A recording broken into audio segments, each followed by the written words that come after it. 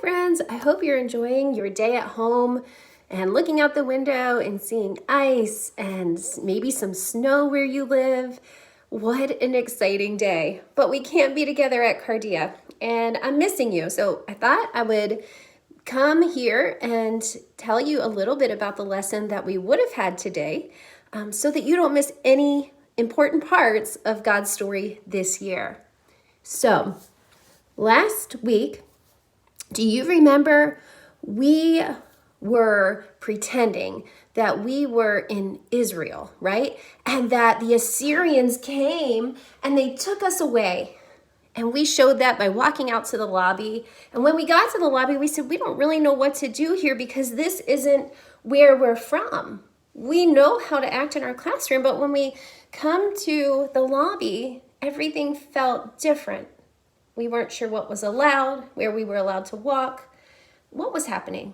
And so we talked about how for the Israelites, when they were dragged off to Assyria, they couldn't do and live the way that they were used to living. And they had to still find a way for some of them to worship God. But remember, the whole reason they were taken away is because they weren't listening to God.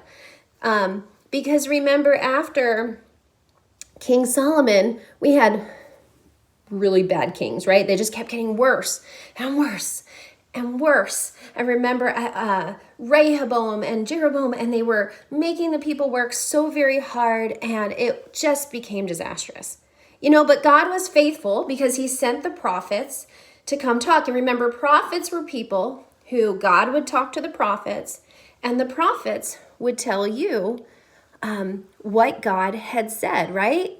And so, you could think of it like if grandma calls mom, and then mom tells you, this is what grandma said.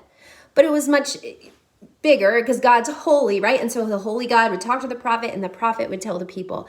And so God was trying to tell the people, turn away from idols, stop worshiping other gods, follow me. But they wouldn't listen. They wouldn't listen in Israel. And remember, the kingdom was split now.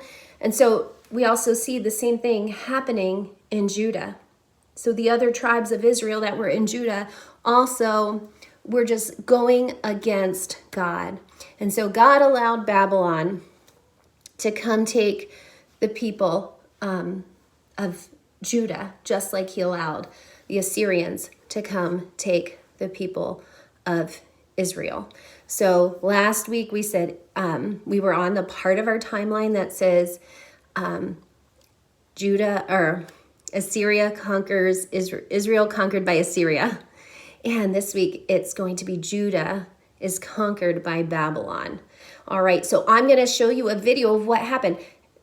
Babylon came in, they conquered them, they made them go to Babylon, many of them. And one of those people you probably have heard of before. His name was Daniel. And King Nebuchadnezzar was angry, and Daniel was one of the exiles that had to leave Judah and go to Babylon. But what was neat about Daniel was even when he went to Babylon, he found a way and would do anything he could to follow God. And he had some friends, Meshach, I'm going to forget their names, and Abednego. And they were in the fiery furnace, right? And there's a figure in the fiery furnace, it's an angel of God. And we're going to learn more about that in the video that I am sharing with your parents. So go ahead and watch that video. And when we come back to class next time, we will put on our card for Judah conquered by Babylon. All right. And also in that, the temple was destroyed. And so when you come back, we're going to learn about what happens next. Was the temple rebuilt? Did they get to go back to Judah? And when does Jesus finally come to earth? We're going to learn all of those things when we come back. Enjoy your day, friends.